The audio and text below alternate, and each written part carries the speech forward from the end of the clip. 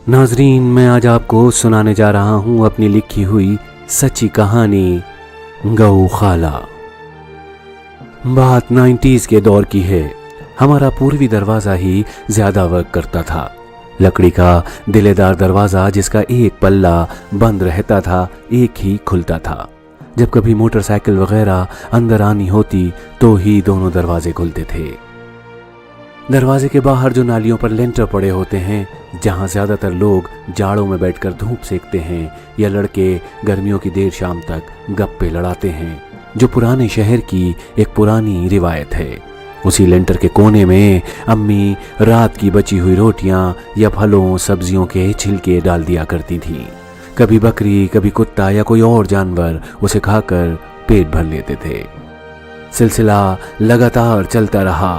कुछ दिनों से एक गाय भी आने लगी थी, लेकिन मोहल्ले के कुत्तों के धमकी भरे अंदाज से वो ये सब सुकून से नहीं खा पाती थी। इसलिए वो चुपचाप दूर खड़ी देखती रहती।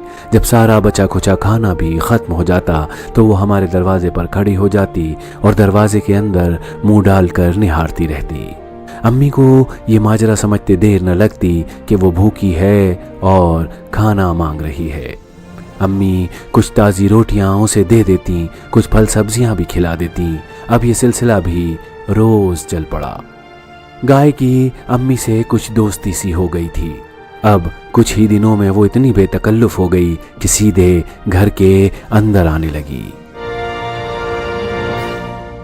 दोस्तों, मेरा नाम है ज़ीशान हैदर, मर्जी नगर में रहता हूँ। आपकी मुलाकात जिंदगी से करवाता हूँ। तशरीफ लाइए ना मर्जी नगर। New star PUC centre and वाहन बीमा केंद्र प्रेजेंट्स मर्जी नगर के अफसाने आरजे ज़ीशान के साथ 14 मई से रात 9 बजे से सिर्फ रेडियो मर्जी पर।